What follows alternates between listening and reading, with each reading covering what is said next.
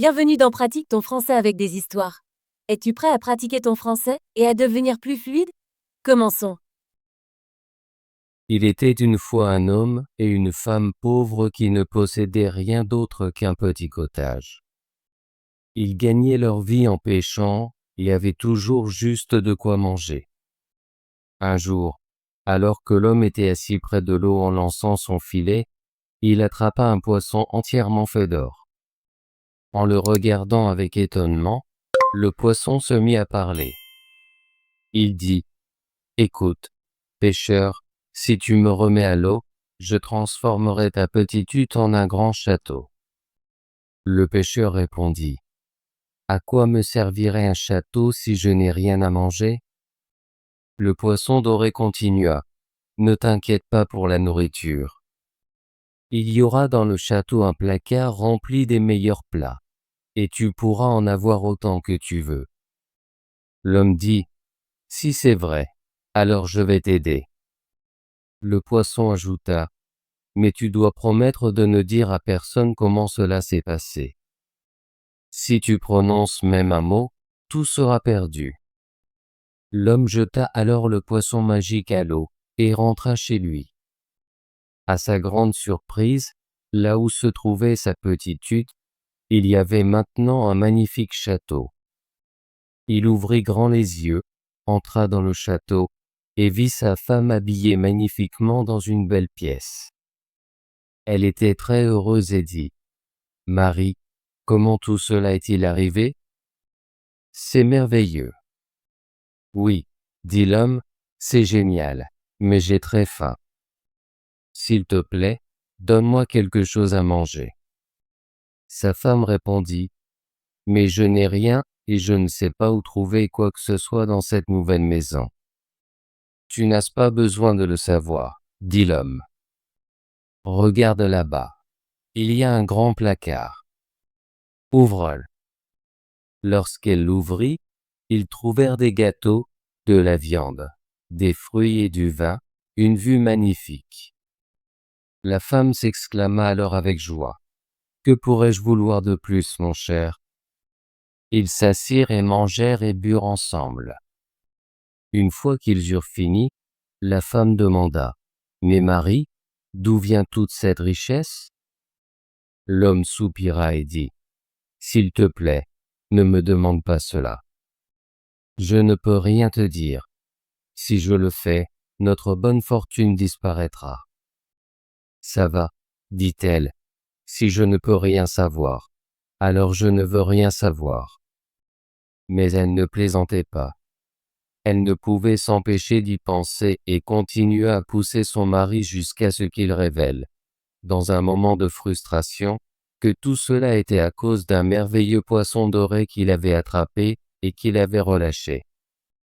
Dès qu'il lui eut confié le secret, le beau château disparut, et ils se retrouvèrent de nouveau dans leur ancienne hutte.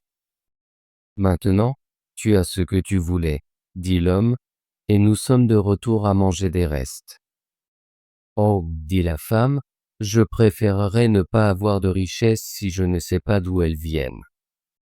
Ça ne me donne pas de paix. » L'homme retourna à la pêche, et après un certain temps, il attrapa de nouveau le poisson doré. « Écoute, dit le poisson, je vois que je suis destiné à être attrapé par toi. Ramène-moi chez toi et coupe-moi en 6 morceaux. Donne-en 2 à ta femme à manger, 2 à ton cheval, et enterre les 2 derniers dans le sol. Cela vous apportera de la chance. » Le pêcheur ramena le poisson chez lui et fit exactement comme il l'avait demandé. Bientôt, les 2 morceaux qu'il avait enterrés poussèrent et devinrent 2 lys dorés. Le cheval eut 2 poulains dorés, et la femme du pêcheur donna naissance à 2 enfants entièrement en or. Les enfants grandirent grands et beaux, et les lys et les chevaux fleurirent également.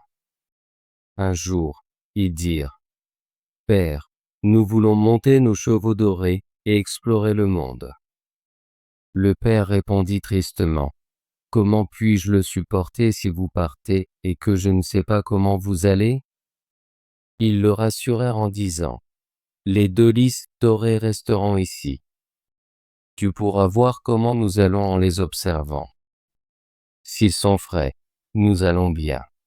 S'ils fanent, nous sommes malades. S'ils meurent, nous sommes partis. Ils partirent donc et atteignirent une auberge remplie de monde. Lorsque les clients virent les enfants dorés, ils commencèrent à rire et à se moquer d'eux. L'un des enfants se sentit gêné et décida de faire demi-tour, mais l'autre continua et entra dans une vaste forêt. Juste au moment où il s'apprêtait à y entrer, les gens l'avertirent. « Ce n'est pas sûr de passer par là. C'est plein de voleurs qui te feraient du mal. Ils te tueraient sûrement s'ils te voyaient avec ton cheval doré. » Mais il refusa d'avoir peur et dit « Je dois passer. » Il se couvrit, lui et son cheval, avec des peaux d'ours, cachant l'or, et s'engagea courageusement dans la forêt. Alors qu'il avançait, il entendit des bruissements dans les buissons et des voix. Certaines voix dirent « En voilà un », tandis que d'autres répondirent « Laisse-le passer. Il a l'air pauvre et sans valeur. Que pourrions-nous gagner avec lui ?» Ainsi, l'enfant doré traversa joyeusement la forêt sans aucun problème. Un jour, il arriva dans un village où il vit une belle fille. Il pensa n'avoir jamais vu quelqu'un d'aussi joli auparavant. Il tomba amoureux et s'approcha d'elle en disant « Je t'aime de tout mon cœur. Veux-tu être ma femme ?» La fille l'aimait aussi et répondit « Oui, je serai ta femme et te resterai fidèle pour toujours. » Ils se marièrent, mais peu après, le père de la mariée rentra chez lui. Quand il vit le mariage, il fut choqué et demanda « Où est le marié ?» Ils désignèrent l'enfant en or, qui portait encore ses peaux d'ours.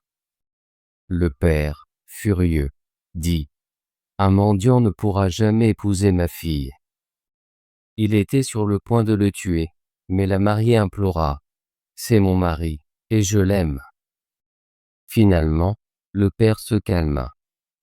Cependant, cette pensée ne le quitta jamais, alors le lendemain matin, il se leva tôt pour voir si le mari de sa fille était vraiment un mendiant ordinaire.